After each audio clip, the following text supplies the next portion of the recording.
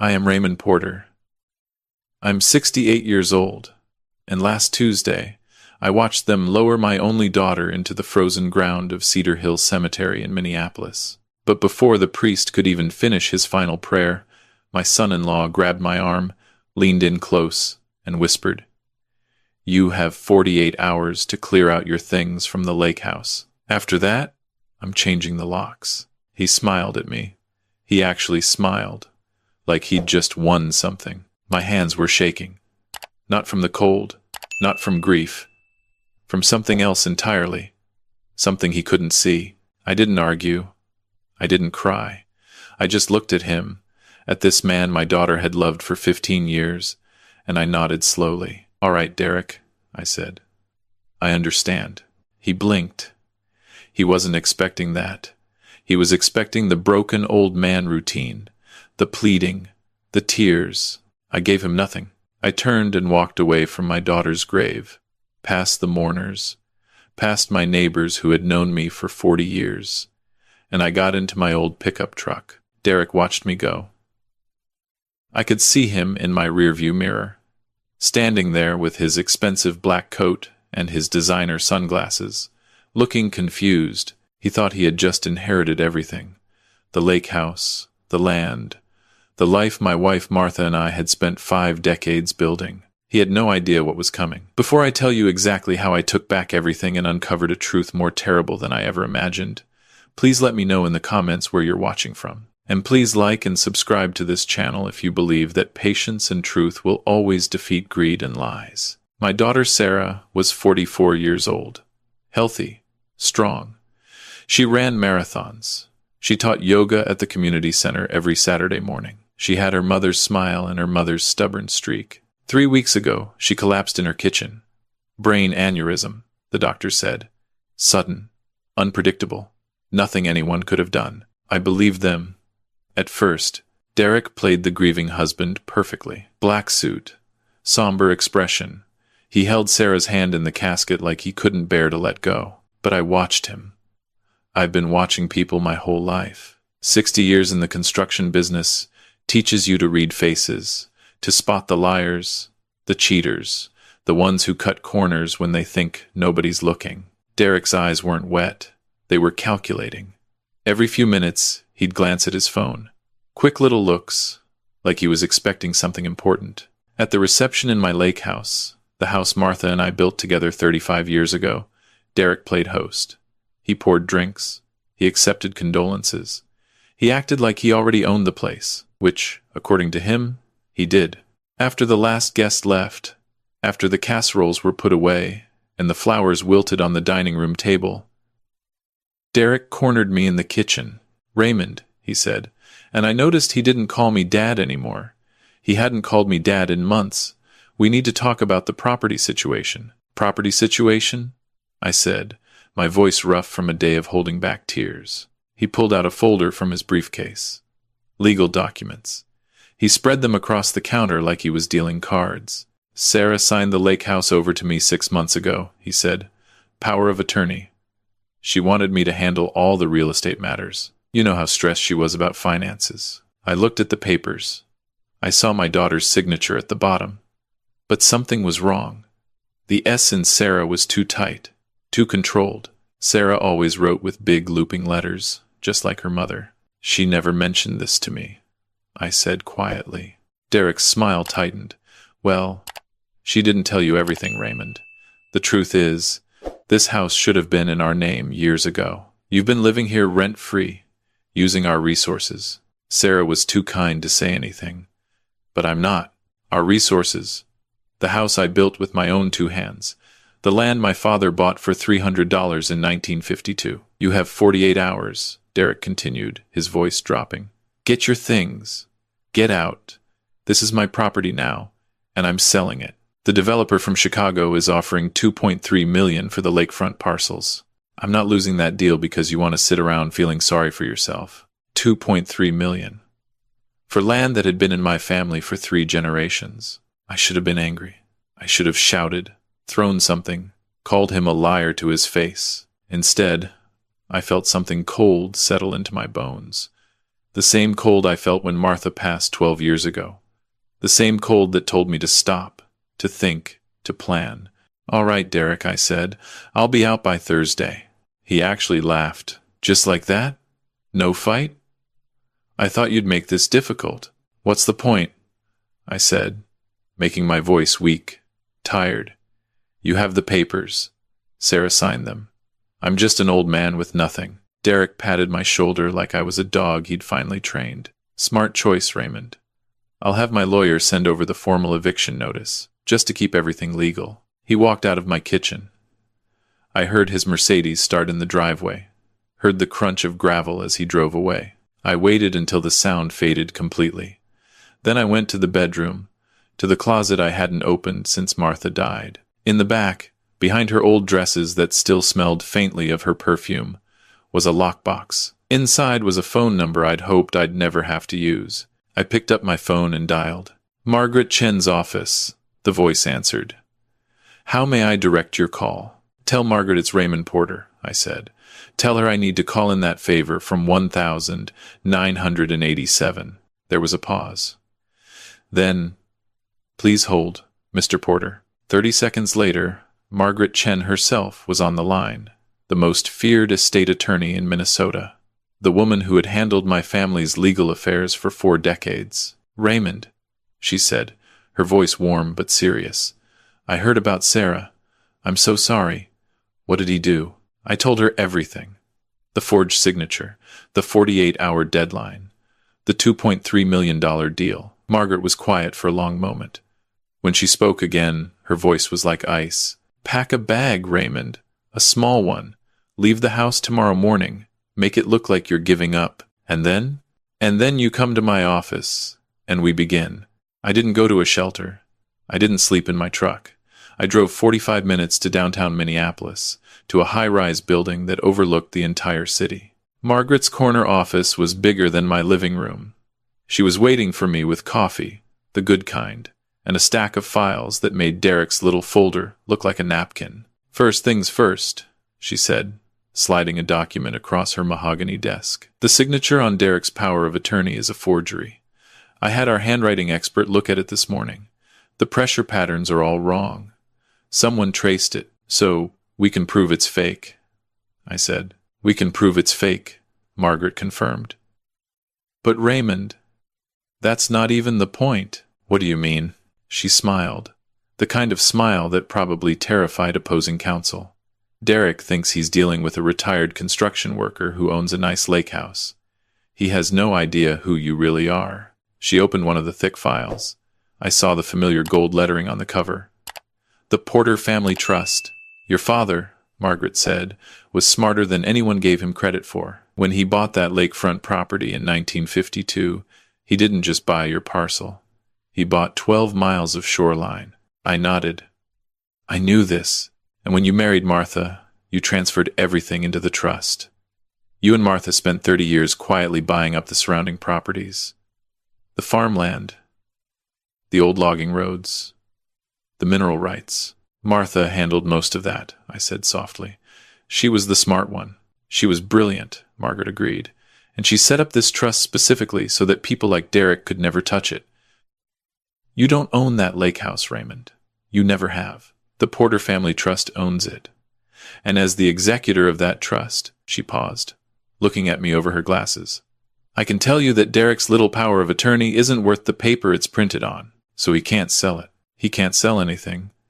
He can't even step foot on that property without trespassing." I sat back in my chair, feeling the first real breath I'd taken in days.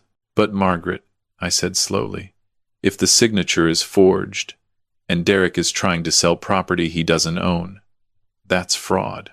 "That's exactly what it is," she said, "which is why I've already contacted the Hennepin County Sheriff's Office. They're very interested in having a conversation with your son-in-law. He's at the lake house right now," I said. "He's probably already meeting with the developers." Margaret glanced at her watch. "Then I'd say he's about to have a very unpleasant Thursday morning." Derek was in the middle of a champagne toast when the sheriff's deputies pulled into the driveway. I know this because my neighbor, old Mrs. Patterson, was watching from her kitchen window. She called me the moment she saw the squad cars. Raymond, she said, her voice shaking with barely contained glee. There's 4 deputies on your porch. That son-in-law of yours is yelling something about his rights. Oh, honey, they're putting him in handcuffs. Thank you, Carol, I said. I appreciate you keeping an eye on things. Are you coming home? Soon, I said. I have a few more things to take care of first. Derek didn't stay in jail long. He made bail by Friday afternoon, but the damage was done. The fraud charges were filed. The forged documents were seized as evidence. And the developers from Chicago, upon learning that the property was tied up in a legal nightmare, quietly withdrew their offer. But Derek wasn't finished. He never was. The following Monday, I turned on my television to find Derek's face plastered across the local news. He was sitting on a park bench, looking haggard and sympathetic, while a young reporter with perfect hair nodded along with his story. I just don't understand why he's doing this, Derek said, dabbing at his eyes with a handkerchief.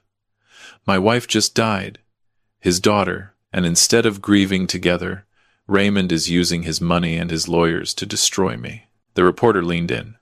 You're claiming that Mr. Porter is using his wealth to manipulate the legal system? That's exactly what I'm saying, Derek said, his voice cracking perfectly on cue.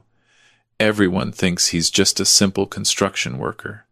But Raymond Porter is a multi-millionaire. He owns half the lakefront in Wright County, and now he's using all of that power to frame me for crimes I didn't commit. He looked directly into the camera. I loved Sarah. I would never do anything to hurt her memory. But her father, he never accepted me. He never thought I was good enough for his daughter. And now that she's gone, he's finally making his move. I sat in Margaret's office, watching the broadcast on her wall-mounted television. He's playing the victim, I said quietly, making me look like the bully. It's a smart move, Margaret admitted. He knows he can't win in court, so he's trying to win in public opinion. Make you look like a rich old man picking on a grieving widower. So what do? Margaret turned off the television. We do nothing. We don't respond. We don't give interviews. We let him talk. Why?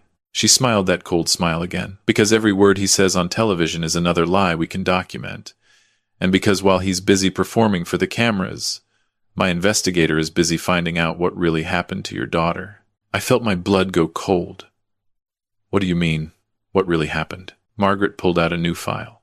This one was thin, but the papers inside looked like medical reports. Raymond, she said gently, Sarah didn't just have a brain aneurysm. She had a brain aneurysm after 4 months of unexplained symptoms. Headaches, confusion, memory problems. Symptoms that her husband dismissed as stress. She mentioned the headaches, I said, my throat tightening. She said she was just tired. Did she mention that Derek was putting something in her morning smoothies? The room spun. I grabbed the edge of the desk. What? Margaret slid a photograph across the table. It was a bank statement. Derek's bank statement, showing regular purchases from an online chemical supply company. Bromide compounds, Margaret said. In high enough doses, they cause neurological symptoms, confusion, memory loss, and in some cases, they can weaken blood vessels in the brain. I couldn't speak. I couldn't breathe. My investigator found the receipts, Margaret continued. He also found text messages between Derek and a woman named Kristen. They've been seeing each other for 3 years, and according to those messages, they were planning to get married as soon as Derek could take care of the situation. Sarah, my baby girl. The situation. He killed her, I whispered. He killed my daughter. We can't prove it yet, Margaret said, but we're getting close. The medical examiner is reopening the case. We're requesting a full toxicology analysis. I stood up. My legs were shaking, but my mind was clear. Clearer than it had been in years. What do you need from me? I need you to stay calm, Margaret said. I need you to let the process work, and I need you to trust me. I looked at her. This woman, who had protected my family's interests for 4 decades. Margaret, I said, I've trusted you since you were a 5-year-old paralegal in my father's lawyer's office. I'm not stopping now. The next 3 weeks were the longest of my life. Derek continued his media campaign. He went on podcasts. He He gave tearful interviews. He painted himself as the victim of a wealthy old man's vendetta. But the truth was working its way to the surface. Margaret's investigator found more. So much more. Derek's girlfriend, Kristen, wasn't just a mistress. She was a nurse at the same hospital where Sarah had been treated for her headaches. She had access to medical records. She knew exactly which symptoms to expect. The text messages between them were damning. Messages where Derek complained about Sarah being too healthy to die naturally. Messages where Kristen suggested specific compounds that would be hard to detect in a standard autopsy. And then, the final piece. Security footage from the pharmacy in Hutchinson, showing Derek purchasing a large bottle of potassium bromide, the same compound that was later found in trace amounts in Sarah's bloodstream during the second autopsy. The Hennepin County prosecutor filed murder charges on a cold morning in December. I was in Margaret's office when we watched the press conference. The same reporter who had interviewed Derek was now standing outside the courthouse, describing the arrest of Derek Morrison, accused of murdering his wife Sarah Porter Morrison in a scheme to inherit millions in lakefront property. Derek was let out in handcuffs. He wasn't crying now.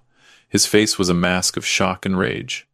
He looked directly at the cameras and shouted, "It's a setup! The old man did this! He framed me!" But nobody was listening anymore. The trial lasted 2 weeks. The prosecution presented the financial motive. Derek had been living off Sarah's money for years. He had gambling debts. He had a girlfriend who was tired of waiting, and he believed, incorrectly, that Sarah owned the lake property outright.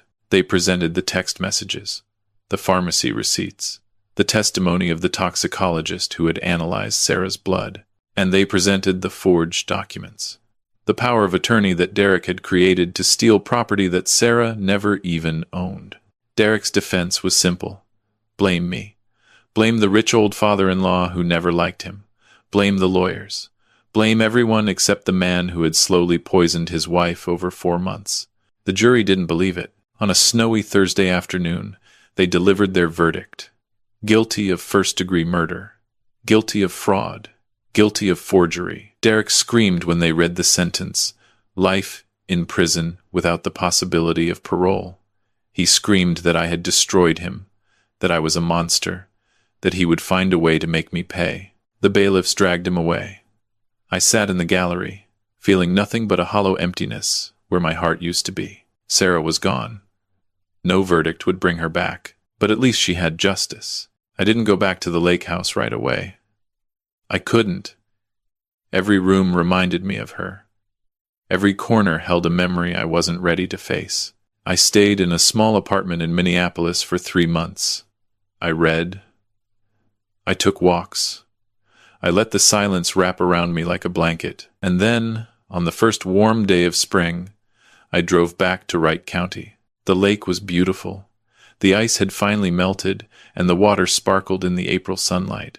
I could see the reflection of the pine trees on the surface, just like I'd seen every spring for 40 years. I walked through the house. My house. The house I'd built with Martha. The house where we'd raised our daughter. The house that Derek had tried to steal. I stopped in the kitchen, at the window that looked out over the water. "What should I do now, Martha?" I said to the empty room. "What would you do?" I already knew the answer. I'd known it for weeks. I just needed to hear it in my own voice. The next morning, I called Margaret. "I want to set up a new trust," I said. "For the land." "What kind of trust?" "A conservation trust. I want to preserve the shoreline.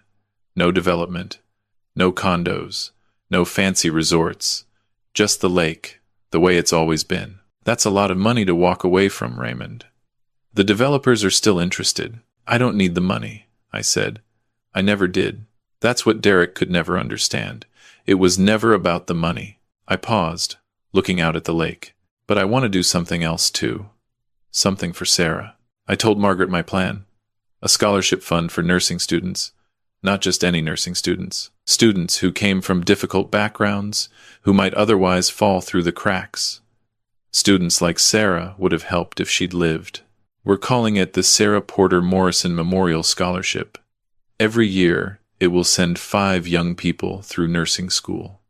Every year, Sarah's name will be spoken at a graduation ceremony. Every year, Her legacy will continue. Derek will spend the rest of his life in prison. The property he tried to steal will remain protected forever, and my daughter's memory will live on in the hearts of young people she never met. That's how you truly win. If there is one thing I have learned from this nightmare, it is this. The quiet ones are always watching. The patient ones are always planning. The people you dismiss as old, weak, or insignificant, they are often the ones with the deepest roots. Greed is loud. It brags. It demands. It thinks it can take whatever it wants. But truth is quiet. It waits. And when the time is right, it speaks in a voice that cannot be ignored. Thank you for listening to my story. Now, I have to ask you, what would you have done in my position? Have you ever been dismissed or underestimated by someone who couldn't see your true value? Have you ever lost someone you loved and had to fight for their memory? Let me know your own story and where you are watching from in the comments below. Your stories remind me that I'm not alone. And please don't forget to like this video and subscribe to this channel so I can continue to share these stories of justice, patience, and the quiet strength that lives in all of us.